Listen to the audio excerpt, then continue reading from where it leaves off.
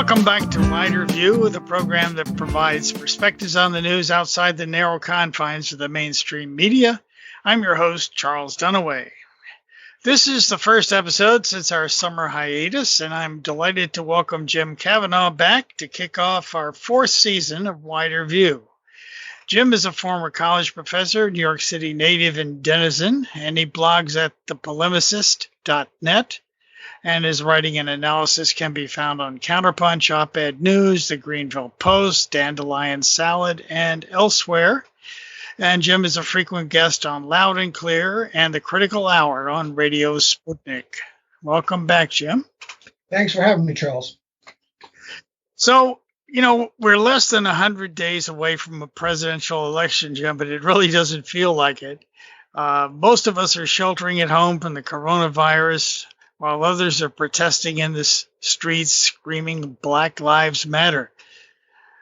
What do you make of this moment in our history, Jim? I am kind of depressed and upset about it. It really is a bizarre situation, unprecedented in many ways. We saw today a report from about the economy that the gross domestic product has gone down 32.9%, almost 33% annualized, 49% decrease in investment. And people are out of work. They're going to be out of their homes in a week. They're going to be out of employment in a week. There's been a mass movement started with the George Floyd protests, and it's out there in the streets, and it's created a backlash with federal police forces, the DHS, the Homeland Security, which is the largest police force in the United States now.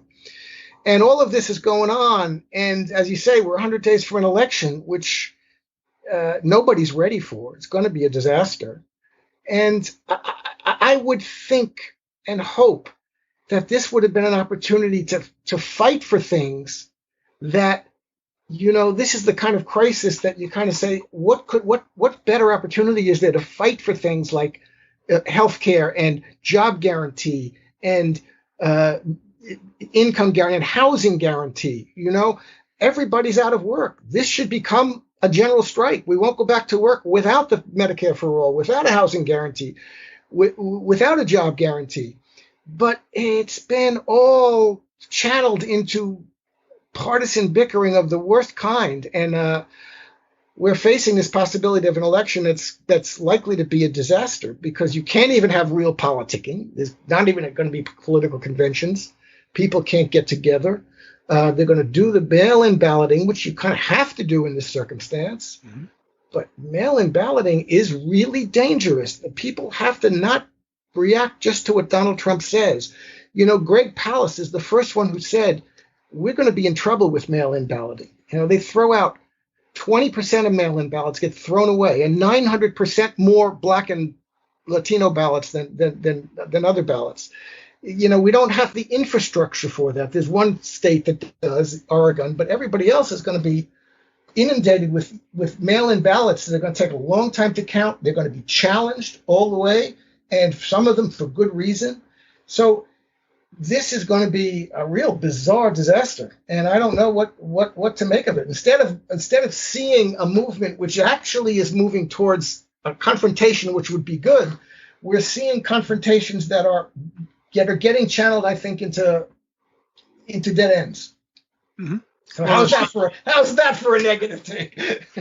Well, I think you're right. Unfortunately, speaking of dead ends, the Congress is in theory is negotiating some kind of coronavirus relief bill, but even the Republicans can't agree among themselves about how much not to give us.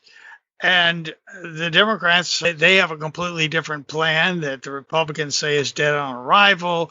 And, we have this being negotiated by Nancy Pelosi and Mitch McConnell, who are hardly representative of the will of the people at this point. You think we're going to get anything out of that? Well, what we're going to get out of it, because the bill is apparently filled with probably hundreds of millions of dollars for military hardware, Right. believe it or not. That's going to be in there with the consent of the Democrats and Republicans. Now, it's true here that the Democrats have a better position on this than the Republicans. They want to continue the $600 a week unemployment benefit. The Republicans have a plan that's a disaster. If they're going to try and limit it to 70% of your salary, to work through the state unemployment benefit programs, which will take months to figure out how to do. But on the other hand, again, we're sitting back and watching and arguing about the negotiations between Nancy Pelosi and Mitch McConnell. If anything in the world has demonstrated the weakness of what would really be a radical left in this country, we shouldn't be sitting back and watching this and waiting to see what they're going to. We should be out in the streets demanding that they have a income guarantee, a housing guarantee, no evictions, no loss of income, no loss of jobs.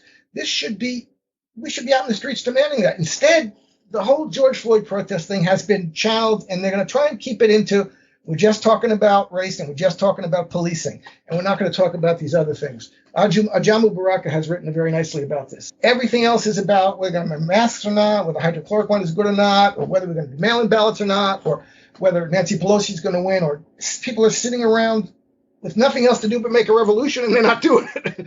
Right. Yeah, it's almost inexplicable, because it seems that no matter what happens in this country, how bad things get, people cannot unite to demand any kind of change. I mean, we had a protest here last week in Eugene, Oregon. People went out in support of the Portland protests for Black Lives Matter, and we had a counter protest, and shots were fired, and their fights broke out, windows got broken, and so forth. It became a kind of standoff, and I don't know how we move forward from this extremely polarized situation.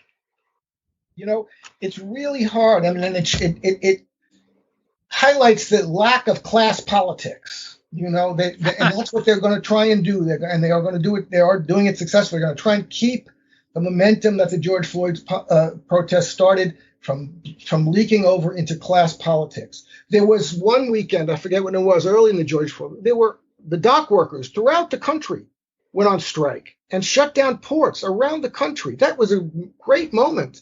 And that's the kind of thing that we could push forward.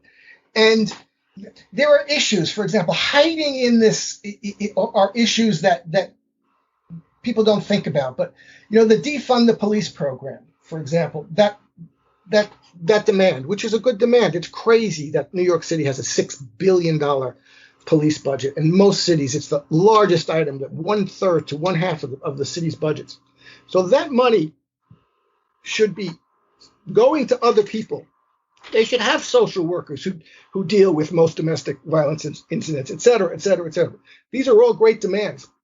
But one of the things that you've got to be careful of getting trapped in is this situation where it's like charter schools. You're going to fire the teachers and then rehire them, but cheaper. So you're going to fire the cops who have really good employment plans and really good benefit plans and really good pension plans.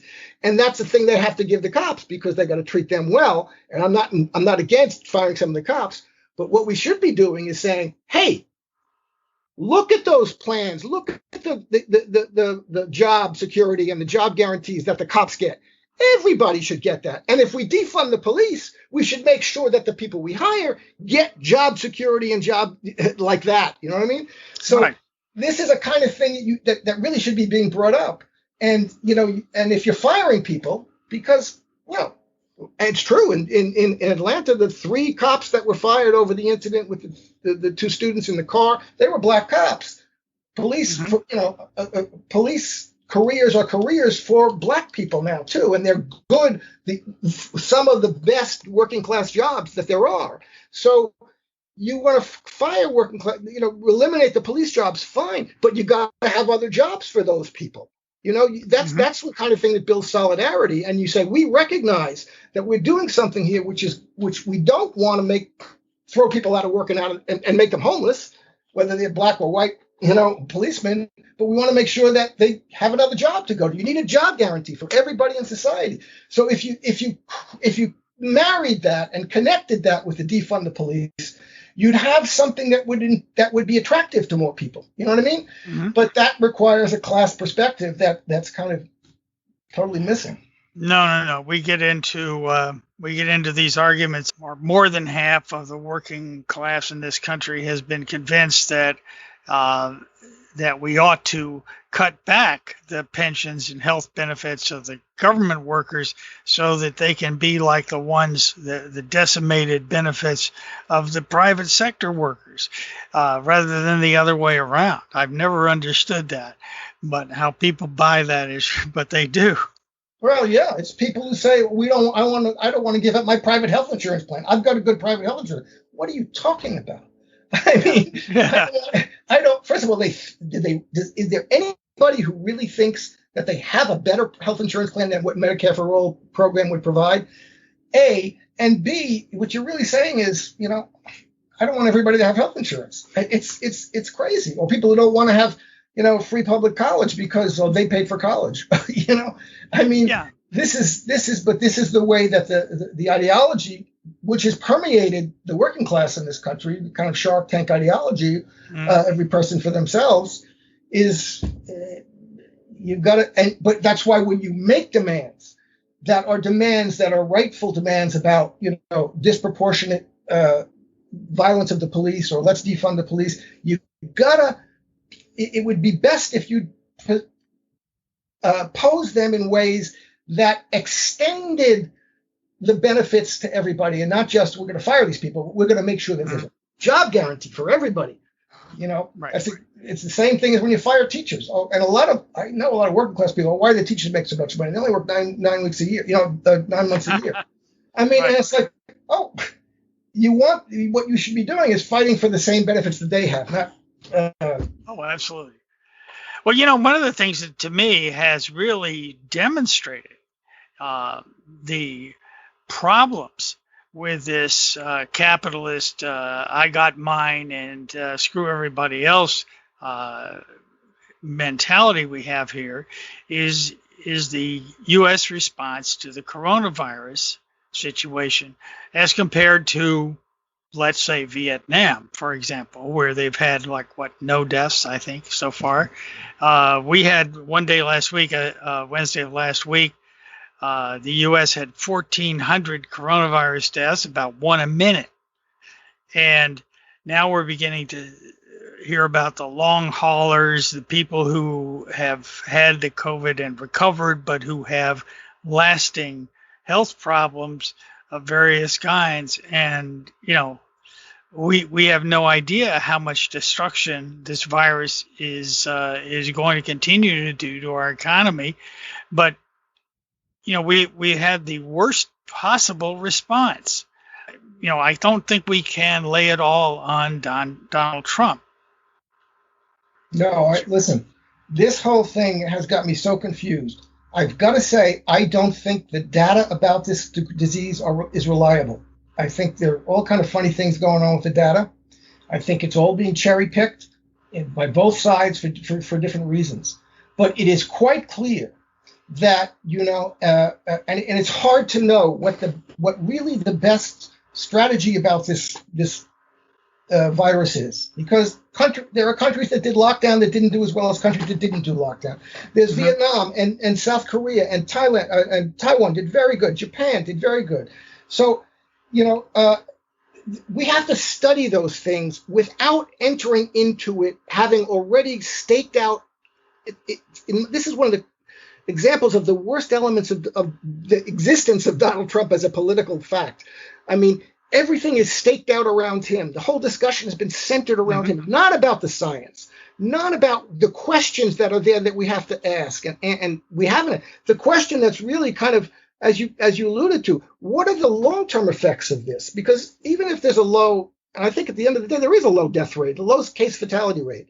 But that if people are getting sick in ways that last and recur later on in other organs in the body, not just the lungs, that's something we should be talking about and looking at with some kind of politically disinterested scientific curiosity.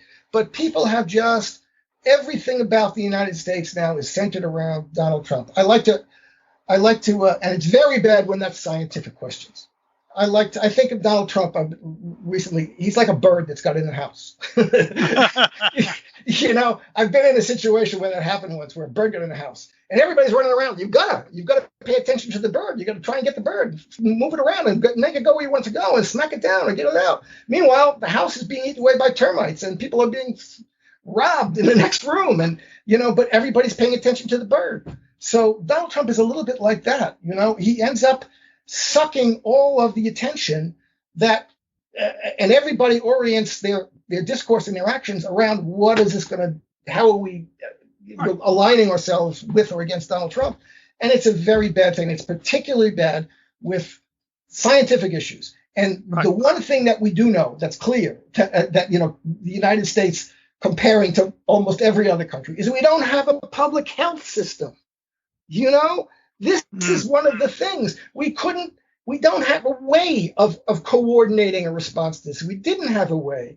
We couldn't produce, we don't have a public health system. We don't have a manufacturing system. We couldn't produce the test even if we wanted to. There was an article at Times about this in March. Even if we wanted to test everybody then, we couldn't do it because we've outsourced the production of the chemical agents and the reagents, the chemicals that are needed to produce the reagents in the test. They're all in China now. They're all made in China. So we had to revise and revive manufacturing capacity that we lost. So all of this is related to what the terrible response that we have had, and the fact that, why is it that people of color and working class people are the ones who are dying of this? These are the questions we should be really investigating and asking, and we need a public health program. If Medicare for all, if we aren't talking about that every day, that's a sign that we're lost. We're lost. In this context, if there isn't a demand for Medicare for all, for public health for everybody, for healthcare as a human right,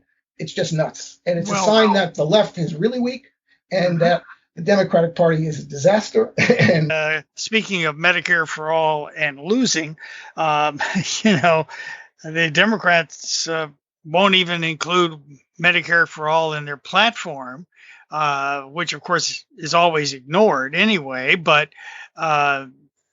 nothing progressive apparently is getting into the platform, in spite of Bernie Sanders having quit early and all this sort of thing. I mean, I always worry about the Democrats here. We have Donald Trump, who is the worst president ever and got impeached and is totally incompetent and yada, yada, yada, and is in the pocket of Putin or whatever.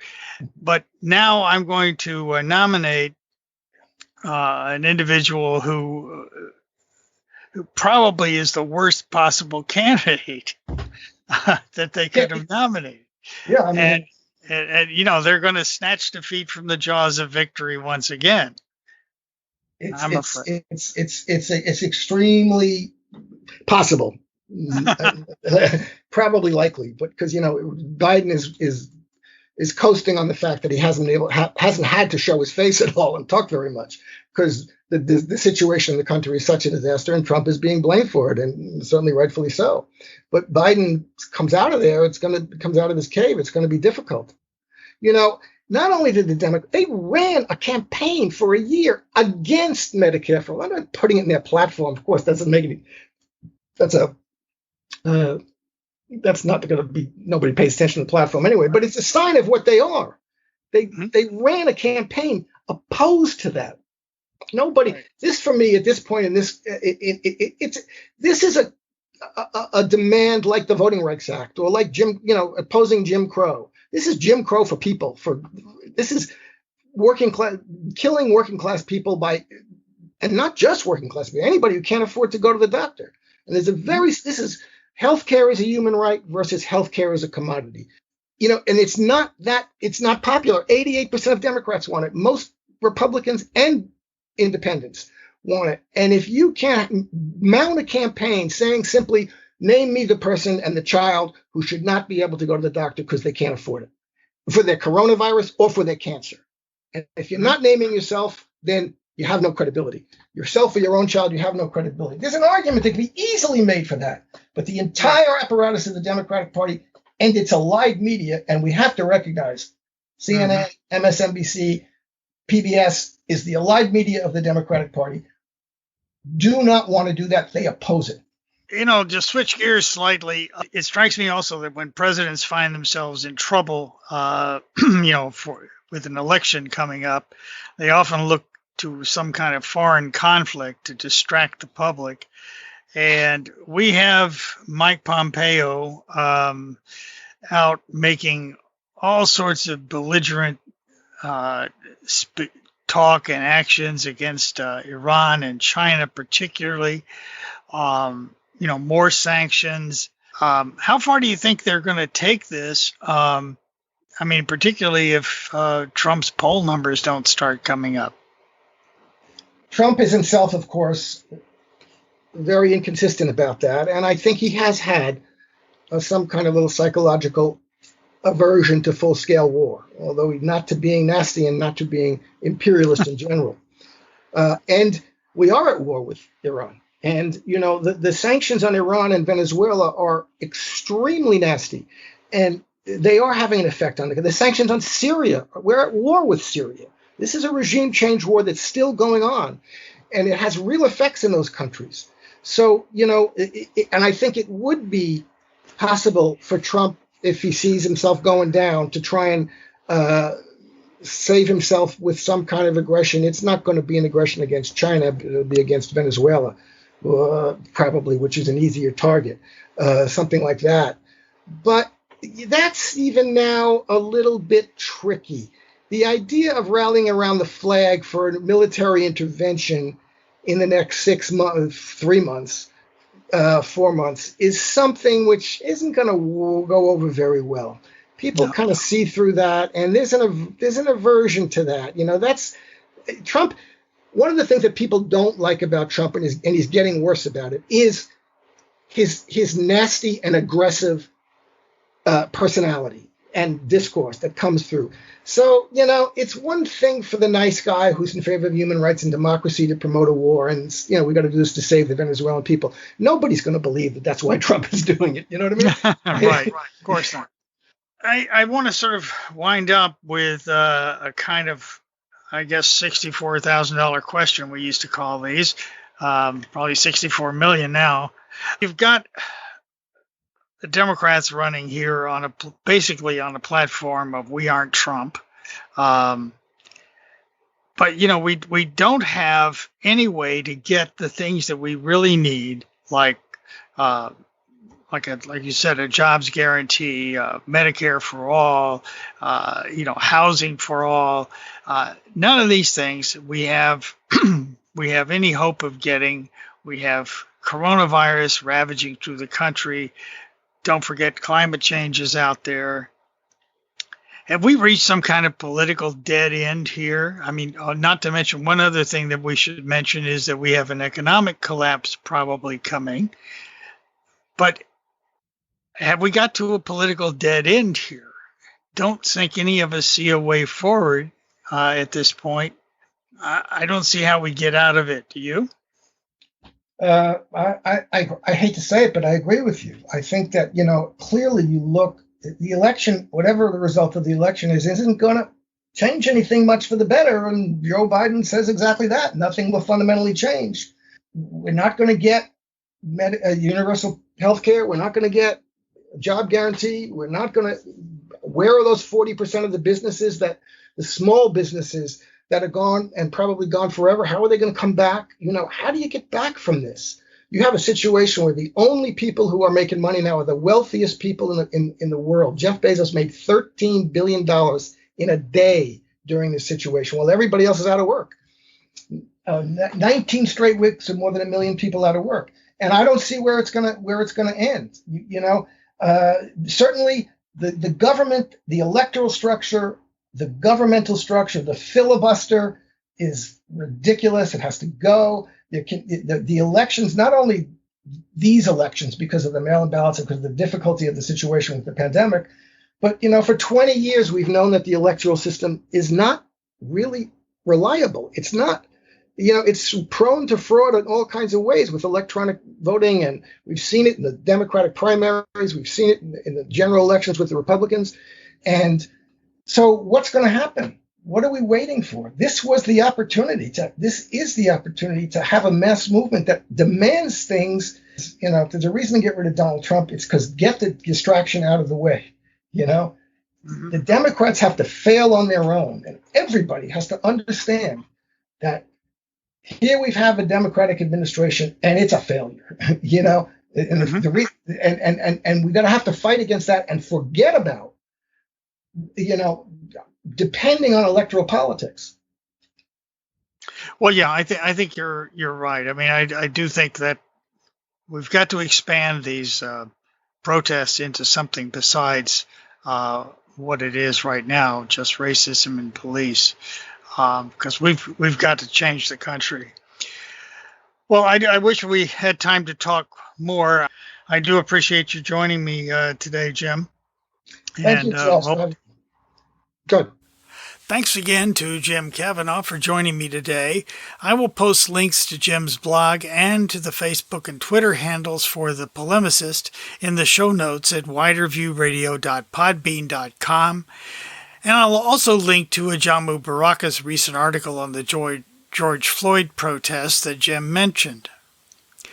I want to quote a bit of Baraka's talk here. For those who don't know him, Ajamu Baraka is the national organizer of Black Alliance for Peace and was the Green Party vice presidential candidate in 2016. Here's an excerpt from his recent speech, and I quote, "We must connect the pandemic and the ongoing structural contradictions of capitalism. The impact of the pandemic not only on Black people, on Black workers, but on everyone, particularly the working class in the United States of America. In some ways, George Floyd and the resistance is almost a metaphor for what is unfolding in the United States. It's a consequence of this pandemic. It's a consequence of the disproportionate impact of this pandemic on Black working class. It's a consequence of the clear message to workers from racial and ethnic backgrounds that their lives mean very little when it comes to the objective interests of capital. There's been a process of radicalization among the people, particularly among the working class, and the clear message from the rulers is that humanity and the safety and the health of workers mean almost nothing in comparison to the needs of capital. The knee on the neck of George Floyd that we saw became almost a metaphor for what millions of people are experiencing. They're experiencing the knee on their neck from capital." End quote. I have to agree with Ajamu Baraka and Jim Kavanagh here. It's essential that the current struggle against systemic racism be fused with a class struggle that unites working people to oppose the neoliberal capitalist system. And we must fuse the militarized brutality of police with the military aggression of the American empire overseas and see the solidarity between the indigenous and people of color being murdered by U.S. troops in the Middle East and elsewhere, and those being murdered by cops here in our cities. We'll be talking more about the protests in the next few weeks, and I'll hope you join us then. If you have comments about the program, please contact me at widerviewradio@gmail.com or on our Facebook page, Widerview Radio. As always, the views expressed on Widerview are those of myself and my guests and may not reflect the views of the management of this radio station. I'm your host, Charles Dunaway. Thanks for listening.